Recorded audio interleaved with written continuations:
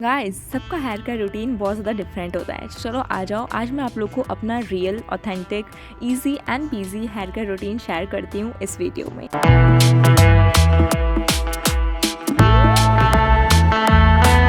Hello cuties, welcome back to my channel. तो hair care routine में सबसे पहला जो स्टेप होता है वो है हेयर टॉनिक बनाने का। ओके, मैं DIY हेयर टॉनिक बनाने वाली हूँ। जो मैं अपने हेयर्स में अप्लाई करती हूँ वही सब आप लोग को बताऊँगी। So stay tuned. एंड इसके लिए बनाने के लिए सबसे पहले मैं एक बॉईल कर लूँगी वाटर को। आप लोग को जितना चाहिए उतना आप लोग यूज़ कर सकते हैं। उसके अंदर ऐड कर रही हूँ मेथी दाना and dried rosemary leaves. Okay, ये आप लोग को मीशो पे ईजिली अवेलेबल हो जाएगी। एंड इसके अंदर आप लोग कलौंजी भी ऐड कर सकते हैं। एंड इसको बिल्कुल अच्छे से 10 to 15 मिनट्स के लिए बिल्कुल अच्छे से बॉईल कर लेंगे। इसका कुछ ऐसा ब्राउन एंड रेडिश कलर आना चाहिए, तब तक आप इसे बॉईल करते रहेंगे। एंड ये हो जाता है यहाँ पे ready. Now it's time to apply it on our hairs. And अब जो मैं आप लोग को बीच बीच में कुछ छोटी छोटी सी बातें बताऊँगी ना, उसे आप लोग आपकी टिप्स ही समझिए, बिल्कुल अच्छे से फॉलो करना है। ओके, एंड सबसे पहले आपके हेयर्स बिल्कुल भी ऑयली नहीं होने चाहिए, बिल्कुल ड्राई होने चाहिए। एंड अभी जो हमने हेयर टॉनिक प्रिपेयर किया है उसे आप लोग को बिल्कुल भी गरम गरम अप्लाई नहीं करना है, पहले बिल्कुल अच्छे से ठंडा होने देना है उसे। एंड कोई भी स्प्रे बॉटल या कोई भी एप्लीकेटर बॉटल आप लोग के पास अवेलेबल हो तो आप लोग यूज़ कर सकते हैं।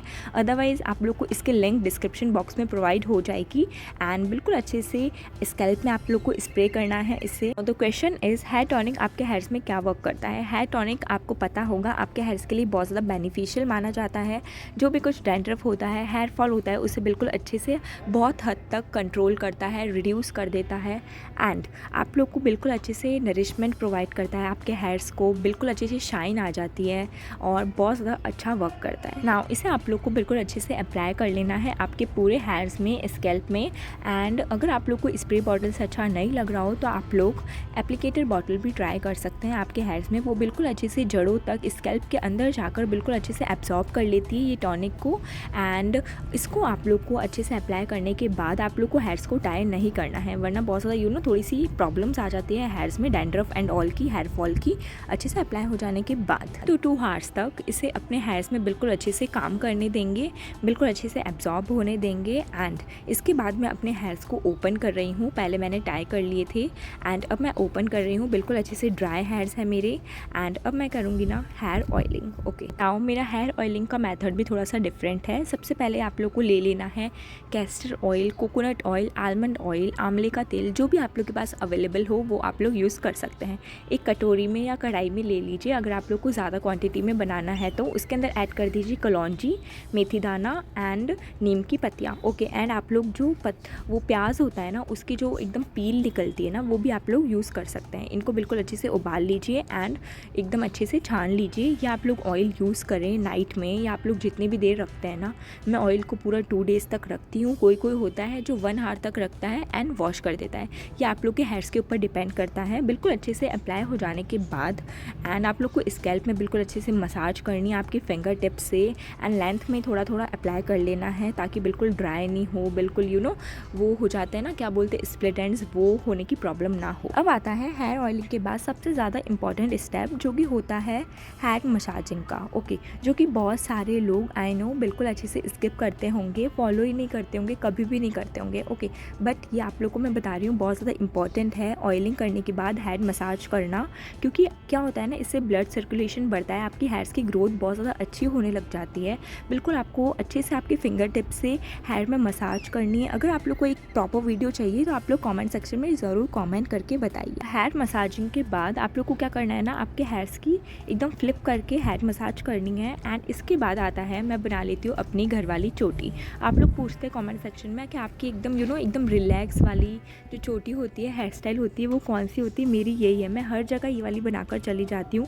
लाइक ये एकदम रिलैक्सिंग है एंड बहुत ज़्यादा आपके हेयर्स एकदम ख़राब भी नहीं होते हैं, स्प्लिट एंड्स नहीं होते। तो मैं बिल्कुल थोड़ा सा छोड़ती हूँ अपने हेयर्स को एंड ये वाली चोटी बनाकर एकदम आराम से रहती हूँ। एंड बहुत ज़्यादा सही रहती है, कंफर्टेबल एंड बहुत ज़्यादा सुंदर भी लगता है। एंड अब बनाएंगे हम लोग homemade DIY hair mask. Okay, इसके लिए सबसे पहले आप लोग बनाना को एंड जो होता है ना एलोवेरा जेल, उसको बिल्कुल अच्छे से मिक्सर ग्राइंडर में ग्राइंड कर लीजिए। उसके बाद ऐड ऐड कर दीजिए curd, honey and castor oil, coconut oil, aloe vera gel, amla and bhringraj जो पाउडर होता है ना, शिकाकाओ पाउडर, एंड ये सब जो भी चीज़ें आप लोग के पास अवेलेबल होना आप लोग इसके अंदर ऐड कर दीजिए। इसका एक स्मूथ सा पेस्ट रेडी कर लीजिए। ये सारे इंग्रेडिएंट्स आपके हेयर्स के लिए बहुत ज़्यादा बेनिफिशियल माने जाते हैं एंड इसको हम अप्लाई करेंगे हमारे हेयर्स में। एंड आप लोग को बिल्कुल स्मूथ सा पेस्ट बना लेना है इसका, ताकि आपके हेयर्स में बिल्कुल भी कुछ प्रॉब्लम ना हो निकलने में जब आप लोग हेयर वॉश करो ना तब, क्योंकि बनाना ऐड करने के टाइम आप लोग बिल्कुल अच्छे से उसका पेस्ट बनाइए, नहीं तो अगर आप लोग उसको ऐसे ही अप्लाई करेंगे ना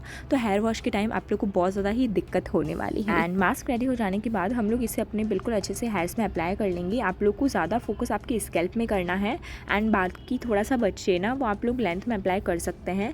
ये आपके हेयर्स को बिल्कुल अच्छे से हेल्दी बनाएगा, शाइन करेगा आपके हेयर्स में एंड बिल्कुल अच्छे से स्ट्रॉन्ग बनाएगा। आपके हेयर्स टूटेंगे नहीं, स्ट्रेंथन प्रोवाइड करेगा, ग्रोथ होगी आपकी हेयर्स की एंड एकदम बहुत ज़्यादा सॉफ्ट शाइनी हेयर्स हो जाएंगे, फ्रिज फ्री हो जाएंगे।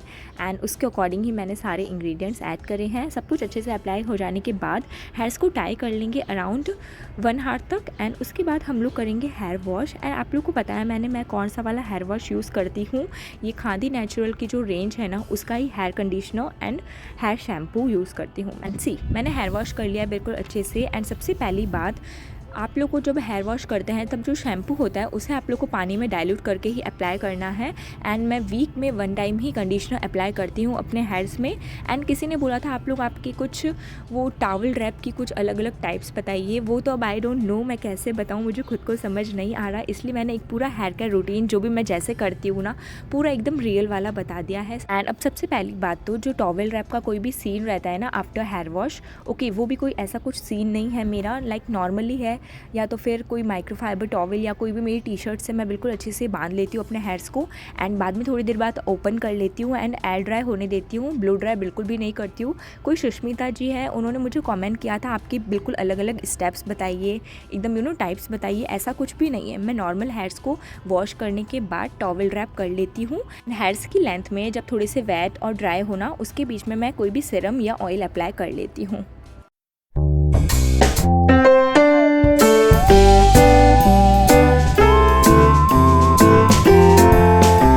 Guys that's it for the video. And अगर आप लोग को मेरा हेयर केयर रूटीन अच्छा लगा हो so please like share and subscribe to my channel. मिलते हैं नेक्स्ट वीडियो में। Bye bye.